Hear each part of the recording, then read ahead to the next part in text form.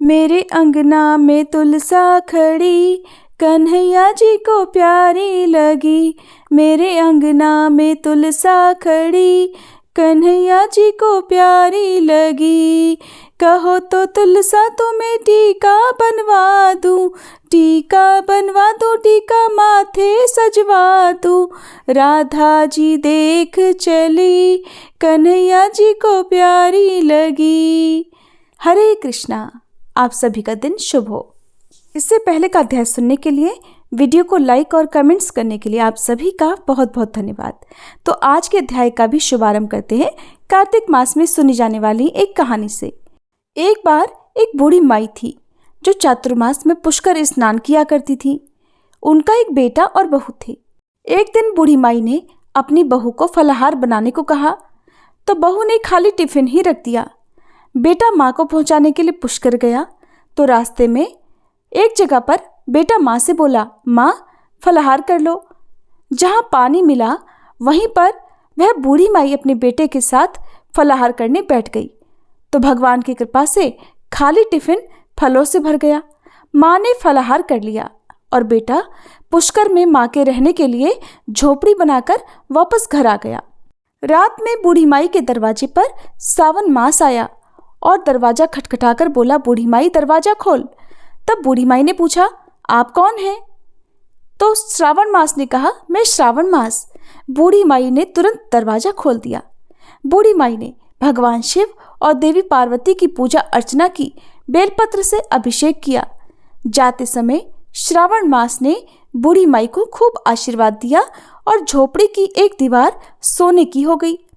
इसके बाद भाद्रपद मास आया। उसने भी दरवाजा खोलने के लिए बूढ़ी माई से कहा।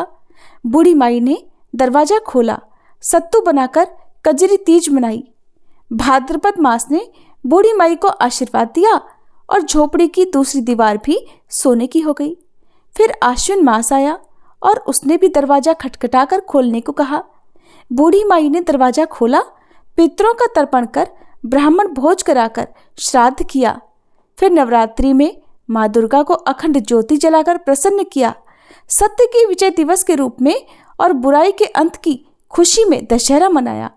आश्विन मास ने जाते समय प्रसन्न होकर बूढ़ी माई की झोपड़ी की तीसरी दीवार भी बहुमूल्य हीरे रत्नों से जड़ दी और बूढ़ी माई को सदैव प्रसन्न रहने का आशीर्वाद दिया। इन सब के बाद कार्तिक मास आया। उसने भी बूढ़ी माई को दरवाजा खोलने को कहा। बूढ़ी माई ने दरवाजा खोला, अति प्रसन्न मन से कार्तिक स्नान किया, दीप दान कर दिवाली, गोवर्धन पूजा, भैया दूज, गोपाष्टमी, आंवला नवमी मनाई। कार्तिक मास ने जाते समय आशीर्वाद दिया और झोपड़ी के स्थान पर महल बन गया। बूढ़ी माई अब गरीबों की सेवा कर भजन कीर्तन में अपना समय बिताने लगी। कुछ समय बाद बेटा जब अपनी माँ को लेने आया तो माँ और झोपड़ी को पहचान नहीं सका तो पड़ोसियों से पूछा। जब पड़ोसियों ने बताया तो बेटा माँ के चरणों में गिरकर बोला, माँ घर चलो, और सारे सामान के साथ वह अपनी माँ को घर लिवा लाया। सासू माँ के ठाठ देखकर बहू के मन में लालच आ गया और उसने अपनी माँ को भी पुष्कर छोड़कर आने को कहा तो उसका पति अपनी सास को भी पुष्कर में छोड़ आया। परंतु बहू की माँ की धर्म कर्म में बिल्कुल भी रुचि नहीं थी। वो तो 4 समय भोजन करती और दिन भर सोती। चारों मास उसके दरवाजे पर भी उसी तरह आए जैसे बूढ़ी माई के दरवाजे पर आए और चले गए। जाते समय झोपड़ी जो थी वो भी गिर गई और बहू की माँ पुण्य मिलने के बजाय गधी की योनि में चली गई। क्योंकि स्त्री लक्ष्मी जी का रूप है और लक्ष्मी जी की तरह चंचल होना चाहिए, निश्चल होना चाहिए। भगवान की पूजा और अतिथि का सम्मान और दान पुण्य करना चाहिए। कुछ समय बाद बहू ने अपने पति से कहा कि जाओ और माँ को लिवा लाओ। जब जवाई सास को लेने गया तो वह कहीं नहीं मिली। लोगों से पूछने पर लोगों ने बताया कि तेरी सास धर्म कर्म कुछ भी नहीं करती थी, बस खाती थी और सोती थी, जिससे वह गधी योनि में चली गई। जवाई ने देखा कि एक गधी वहां पर खड़ी हुई है तो जवाई अपनी सास यानी उस गधी को बांधकर घर ले आया और उसकी पत्नी ने पूछा, मेरी माँ कहाँ है? तब पति ने कहा कि तुम्हारे लालच की वजह से तुम्हारी माँ गधी की योनि में आ गई है। बड़े बड़े विद्वानों, ब्राह्मण, ऋषि मुनियों से पूछने पर उन्होंने बताया कि तुम्हारी सास के स्नान किए पानी से स्नान करने पर उसे मनुष्य योनि मिलेगी। तब बहू ने ऐसा ही किया और उसकी माँ पुनः मनुष्य योनि में आ गई। हे राधा दामोदर भगवान, जैसा बुढ़िया माई को दिया वैसा सबको देना, कहता को, सुनता को और हुंकारा भरते को सबको देना। अब सुनिए कार्तिक मास महात्म्य का आज का अध्याय। शौनक आदि 88,000 ऋषियों से श्री सूत जी महाराज कहने लगे कि कार्तिक और अन्य मासों में किए जाने वाले इन पवित्र व्रतों की जानकारी प्राप्त करने के बाद देवर्षि नारद जी के मन में ये जानने की इच्छा जागी कि कार्तिक मास के लिए सर्वश्रेष्ठ व्रत कौन सा है। फिर उन्होंने इस बारे में श्री ब्रह्मा जी से पूछा। ब्रह्मा जी ने उत्तर देते हुए कहा, हे पुत्र, अब मैं तुम्हें उस परम गोपनीय और अटल फलदायी नक्त व्रत के बारे में बताता हूँ, जो सुख, सौभाग्य और मोक्ष के साथ साथ स्त्रियों को अटल सुहाग भी देता है। परम पवित्र और पाप नाशक इस नक्त व्रत को विधिवत करने से सौभाग्यवती स्त्रियां मनोवांछित फल पाती हैं। इसलिए यह नक्त व्रत सौभाग्यवती स्त्रियों को अवश्य ही करना चाहिए। श्री ब्रह्मा जी के श्रीमुख से इस व्रत की इतनी महत्ता को सुनकर देवर्षि नारद के हृदय में इसके विधि विधान को जानने की इच्छा जागृत हुई। तब देवर्षि नारद की जिज्ञासा शांत करते हुए श्री ब्रह्मा जी ने मुस्कुराकर कहा, वत्स, यह अति गोपनीय और देव दुर्लभ व्रत है, परंतु तुम्हारे से स्नेह और लोक कल्याण की भावना से कार्तिक मास के इस विशिष्ट व्रत के बारे में भी बतलाता हूँ। व्रत करने वाला आश्विन शुक्ला पूर्णमासी को प्रातःकाल उठकर शौच आदि से निवृत्त होकर दंत मंजन करे। इसके बाद 2 नदियों के संगम, नदी, सरोवर, कुंड या फिर कुएं पर या फिर घर में ही स्नान करे। व्रत के एक दिन पहले सिर नहीं धोए और व्रत वाले दिन विधि पूर्वक स्नान करे, अर्थात सिर से स्नान करे और पवित्र भावना से विधाता का स्मरण करे। फिर व्रत का संकल्प इस प्रकार करे कि हे जगत के रचयिता और कर्ता, आप कृपा करके मेरे पतिदेव की रक्षा और मेरी संतान की वृद्धि कीजिए। फिर सूर्य जाप करके सूर्य देव को नतमस्तक होकर प्रणाम करें। उस दिन सुंदर वस्त्र और आभूषण धारण करें और फिर दिन में भोजन अथवा जलपान कदापि नहीं करना चाहिए। पूरे दिन निराहार रहकर भजन, कीर्तन और पूजा में अपना दिन बिताना चाहिए। यहाँ पर देवर्षि नारद को श्री ब्रह्मा जी आश्विन पूर्णिमा, जिसे शरद पूर्णिमा और कोजागर पूर्णिमा भी कहते हैं, उसके विधि विधान के बारे में बता रहे हैं और यह व्रत हर सुहागिन महिला को करना चाहिए। पूजन विधि के बारे में बताते हुए श्री ब्रह्मा जी ने कहा कि सायंकाल में श्री विष्णु की चांदी के पात्र में दूध डालकर पूजा करनी चाहिए। प्रतिमा अपनी सामर्थ्य के अनुसार सोने, चांदी, तांबे या फिर मिट्टी की बना सकते हैं। फिर उसे लाल या फिर पीले वस्त्र पहनाएं। फिर विधि विधान से पूजा करें। चांदी के पात्र में रखे हुए दूध को सोने की मथनी से अथवा अपनी सामर्थ्य के अनुसार लकड़ी की मथनी से मथें। साथ ही ये प्रार्थना करें कि हे श्री हरि, मुझे भोग आदि के लिए गौ प्रदान करके मेरी संपत्ति की वृद्धि करिए। मेरे पतिदेव को धन धान्य युक्त और चिरायु कीजिए और बहुत से दास दासियां प्रदान कीजिए। इसके बाद ब्राह्मणों को भोजन कराएं और अपने कुल के वृद्धों और वृद्धाओं को बहुत स्वादिष्ट भोजन कराकर उनकी आत्माओं को तृप्त करें। फिर तारों को देखकर स्वयं भी भोजन करना चाहिए। यह आश्विन शुक्ल पूर्णमासी को किया जाने वाला नक्त व्रत है। यह व्रत सभी प्रकार के पापों का नाश करने वाला, समस्त कामनाओं को पूर्ण करने वाला और ज्ञानी पुरुषों को मुक्ति देने वाला है। भगवान जप, तप और तीर्थ स्नान से उतने प्रसन्न नहीं होते जितने कि इस व्रत से हो जाते हैं।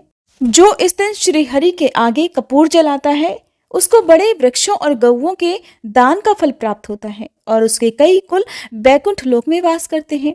जो केसर और कस्तूरी सहित कपूर अर्पित करता है उसके कई वंश बैकुंठ लोक को प्राप्त हो जाते हैं।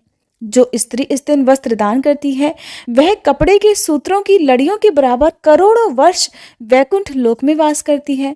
जो इस दिन गहने दान करती है उसे ब्रह्मलोक की प्राप्ति होती है।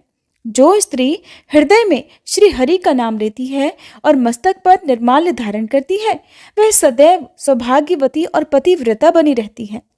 इस व्रतधारी को आश्विन शुक्ला पूर्णमासी को स्नान पूजन करने के साथ ही ब्राह्मणों को भोजन और वृद्धजनों का पूजन अवश्य करना चाहिए। सायंकाल श्री हरि का पूजन करने के बाद प्रार्थना करें कि हे श्री हरि, यह व्रत मैंने आपके निमित्त किया है, अतः इसमें किसी प्रकार की कोई कमी हो तो उसको आप स्वयं ही पूरी कर ले। श्री ब्रह्मा जी ने यह भी कहा कि इस व्रत को करने की तो बात ही क्या, जो इस दिन इस व्रत कथा को पढ़ या सुन ले उसको भी अश्वमेध यज्ञ के फल की प्राप्ति हो जाती है। इस प्रकार देवर्षि नारद को व्रत का महात्म्य बताकर कुछ क्षण के लिए श्री ब्रह्मा जी मौन हो गए। इसके आगे का वृतांत आप सभी आने वाले अध्याय में सुनिएगा। अब सुनिए श्री तुलसी चालीसा पाठ और तुलसी माता की आरती।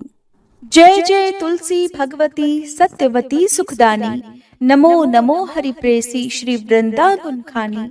श्री हरि शीश विरजनी देहु अमर वर अम्ब, जनहित हे वृंदावनी अब न करहु विलंब। धन्य धन्य श्री तुलसी माता, महिमा अगम सदा श्रुति गाता। हरि के प्राणहु से तुम प्यारी, हरहि हेतु कीन्हो तप भारी। जब प्रसन्न है दर्शन दीन्हो, तब कर जोरी विनय उस कीन्हो। हे भगवंत कंत मम होहु, दीन जानि जानि छाड़हु छोहु। सुनी लक्ष्मी तुलसी की बानी, दीन हो श्राप कध पर आनी। उस अयोग्य वर मांगन हारी, हो बिटप तुम जड़ तनुधारी। सुनि तुलसी ही श्रव्योत ही ठामा, करहु वास तुहु नीचन धामा। दियो वचन हरि तब तत्काला, सुनहु सुमुखी जानी होहु बिहाला। समय पाई ब्योहरो पाति तोरा, पूजहि आस वचन सत मोरा। तब गोकुल मह गोप सुदामा, तासु भई तुलसी तू बामा। कृष्ण रास लीला के माही, राधे शक्यो प्रेम लखि नाही। दियो श्राप तुलसी तत्काला, नर लोक ही तुम जन्महु बाला। यो गोप वह दानव राजा, शंख चूर्ण नामक शिर ताजा। तुलसी भई तासु की नारी, परम सती गुण रूप अगारी। अस द्वै कल्प बीत जब गयहु, कल्प तृतीय जन्म तब भयहु। वृंदा नाम भयो तुलसी को, असुर जलंधर नाम पति को। कर अति द्वंद अतुल बल धामा, कीन्हा शंकर से संग्रामा। जब निज सैन्य सहित शिव हारे, मरहि न तब हर हर ही पुकारे। पतिव्रता वृंदा थी नारी, को न सके पति ही संहारी। तब जलंधर ही भेष बनाई, वृंदा ढिग हरि पहुँचो जाई। शिव हित लहि करि कपट प्रसंगा, कियो सतीत्व धर्म तो ही भंगा। भयो जलंधर कर संहारा, सुनी उर शोक उपारा। तिह क्षण दियो कपट हरि टारी, लखि वृंदा दुख गिरा उचारी। जलंधर जस हत्यो भीता, सोई रावण तस हरहि सीता। अस प्रस्तर सम हृदय तुम्हारा, धर्म खंडी मम पति संहारा। यही कारण लहि श्राप हमारा, होवे तनु पाषाण तुम्हारा। सुनि हरि तुरत ही वचन उचारे, दियो श्राप बिना विचारे।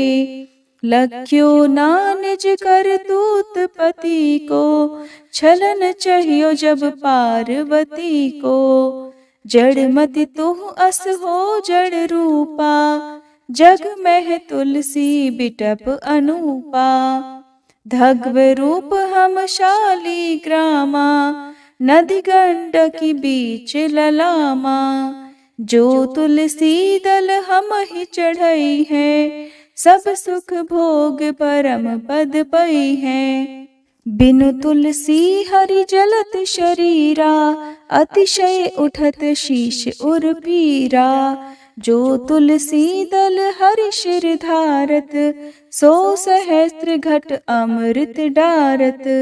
तुलसी हरि मन रंजनिहारी, रोग दोष दुख भंजनिहारी। प्रेम सहित हरि भजन निरंतर, तुलसी राधा में नाही अंतर। व्यंजन हो 56 प्रकारा, बिन तुलसी दल ना हरहि प्यारा। सकल तीर्थ तुलसी तर छाही, लहत मुक्ति जन संशय नाही। कवि सुंदर एक हरि गुण गावत, तुलसी निकट सहस गुण पावत। बसत निकट दुर्वासा धामा, जो प्रयास ते पूर्व ललामा। पाठ करहि जो नित नर नारी, होहि सुख भाषहि त्रिपुरारी। तुलसी चालीसा पढ़ी तुलसी तरु गृहधारी, दीप दान करी पुत्र फल पावहि बंध्यहु नारी। सकल दुख दरिद्र हरिहार हुए परम प्रसन्न, आशय धन जन लड़ही कर बसहि पूर्णा अत्र। लाही अभिमत फल जगत, महिलाहि पूर्ण सब काम। जेहि दल अर्पहि तुलसी, तह सहस बसहि हरि राम। तुलसी महिमा नाम लख, तुलसी सूत सुख राम। मानस 40 रच्यो, जग मह तुलसीदास। प्रेम से बोलिए तुलसी महारानी की जय। तुलसी महारानी नमो नमो, हरि की पटरानी नमो नमो। तुलसी महारानी नमो नमो, धन तुलसी पूरण तप कीनो। शालिग्राम बनी पटरानी नमो नमो। तुलसी महारानी नमो नमो, हर की पटरानी नमो नमो। जाके पत्र मंजरी कोमल, श्रीपति कमल चरण लपटानी नमो नमो। तुलसी महारानी नमो नमो, हरि की पटरानी नमो नमो। कौन महीने बोई रानी तुलसा, कौन महीने हुई हरियाली नमो नमो। तुलसी महारानी नमो नमो, हर की पटरानी नमो नमो। कौन महीने हुई तेरी पूजा, कौन महीने हुई पटरानी नमो नमो। तुलसी महारानी नमो नमो। आषाढ़ मास में बोई रानी तुलसा, सावन महीने हुई हरियाली नमो नमो। तुलसी महारानी नमो नमो, हरि की पटरानी नमो नमो। कार्तिक मास में हुई तेरी पूजा, मंगसिर मास हुई पटरानी नमो नमो। तुलसी महारानी नमो नमो, हर की पटरानी नमो नमो। धूप दीप नैवेद्य आरती, पुष्पन की वर्षा बरसानी नमो नमो। तुलसी महारानी नमो नमो, हर की पटरानी नमो नमो। 56 भोग 36 व्यंजन, बिन तुलसी हरि एक न मानी नमो नमो। तुलसी महारानी नमो नमो, हरि की पटरानी नमो नमो। जो तुलसी को सवेरे गाए, श्री कृष्ण के दर्शन पाए नमो नमो। तुलसी महारानी नमो नमो, हर की पटरानी नमो नमो। जो तुलसी को दोपहर गाए, खीर खांड का भोग लगाए नमो नमो। तुलसी महारानी नमो नमो, हर की पटरानी नमो नमो। जो तुलसी को सांझ को गाए, श्री कृष्ण की आरती उतारे नमो नमो। तुलसी महारानी नमो नमो, हर की पटरानी नमो नमो। जो तुलसी को रात को गाए, श्री कृष्ण के चरण दबाए नमो नमो। तुलसी महारानी नमो नमो। हरि की पटरानी नमो नमो। सब सखी मैया तेरो यश गावे, भक्ति दान दी जय महारानी नमो नमो। तुलसी महारानी नमो नमो। हरि की पटरानी नमो नमो। तुलसी महारानी नमो नमो। हर की पटरानी नमो नमो। उम्मीद है आज की ये वीडियो आपको पसंद आई होगी।